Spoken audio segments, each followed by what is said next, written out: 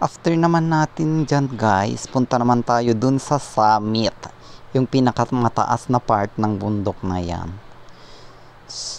So ayan, lakad. Tapos dyan, medyo mahirap din dyan guys dahil matirik yung ano niya, yung dadaanan namin.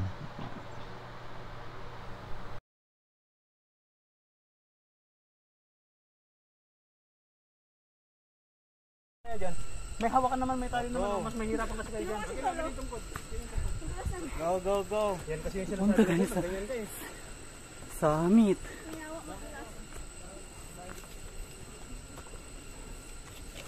Hindi sila dyan.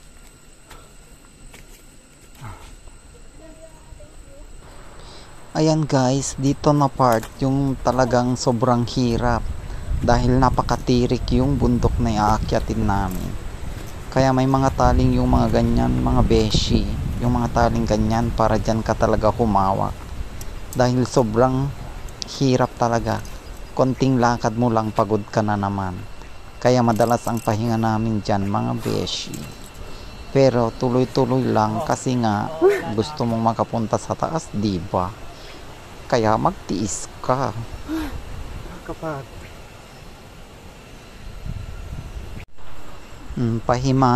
pahinga moment mga beshi while waiting for the others. Kasi nga, hirap na hirap din sila. Di ba, sir? kakaloka. Kaloka mo. Kayo na. Ano? Let's G. Oh. Kaya pa. Babalik pa tayo, remember? Remember.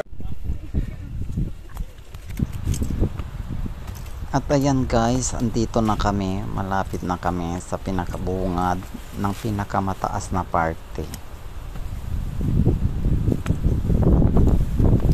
Ayan guys. Ang sarap sa pakiramdam. Ang lakas ng hangin guys. Parang bagyo signal number 5 ka. Ang hangin niya. Kakaloka. Ayan, ganda ng paligid.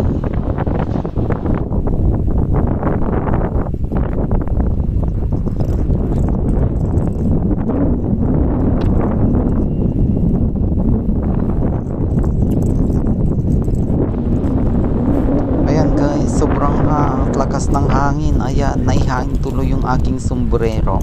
Bakla, kita ng shawl bomb, diba? Meresi kita ang shawl bomb, importante.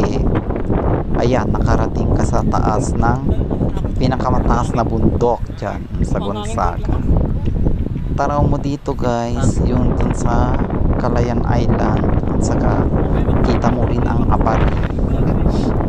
Kita mo ang Apari dyan at saka sa Calayan Island. Ayun ang Calayan, Santa Ana. Tapos ayan, pupunta tayo, yun ang pinakamataas guys, pero nagdalawang isip ako, parang hindi ko kaya kasi nga signal number 5 yung kanyang hangin mga beshi. Pero sabi nga nila, face your fear. Kaya ay hindi ako patatalo mga hindi ako patatalo mga besh. Join pa din ako doon sa taas. Ayan, join na ako. Diyos ko, God bless me. Good luck sa akin mga besh. Sa signal number 5, Diyos ko, nakakatakot. Ayan si kuya, hindi na nga tumuloy si kuya, parang natakot siya. Ako din naman natakot, pero ay go lang ako sis. Once in a lifetime experience ito. Pero sa totoo lang mga beshi, nandun kasi si sir, kaya gusto kong pumunta sa taas. Ikaw talaga bakla. Ayan na naman si sir. Ikaw talaga sir, pinapasaya mong araw ko. Ayan mga besh, papansin ako kay sir, dumaan ako sa kanyang harapan. Ayan, hi sir, char. Kakayanin ko mga beshi, gumapang ako dyan mga beshi, paakyat doon sa taas. At saka dito ako sa kabilang side, naglakad para, Diyos ko, if ever tangayin ako ng hangin, hindi ako mahulog doon sa kabila. Ayan, Diyos ko, abutin mo ang hangganan ng langit. Umaasa. Ay, char, hindi ko alam yung kanta. So, ayan guys, suminto pa ako ng konti dyan kasi nga, kaloka nga, baka matangay ako ng hangin. At anyway, malapit na ako. Diyos ko, kaya tuloy-tuloy na to mga beshi. At makakarating din ako dyan sa tuktok. Other achievements yan. Ay, achievement lang pala. Opak. Diyos ko, ang bakla. Si akyat bakla. Carry mo yan. Gusto mo yan, di ba? Ay, sa wakas mga beshi. We're on the top of the world. Ayan. Picture taking. Picture taking sa summit. Ayan guys, after ko mag-picture dyan, sandali lang ako dyan at bumaba na ako. At syempre, sa aking pagbaba, makakasalubong ko na naman si Crush. Ayan. Ay, hi sir. Sir, catch me, I'm falling.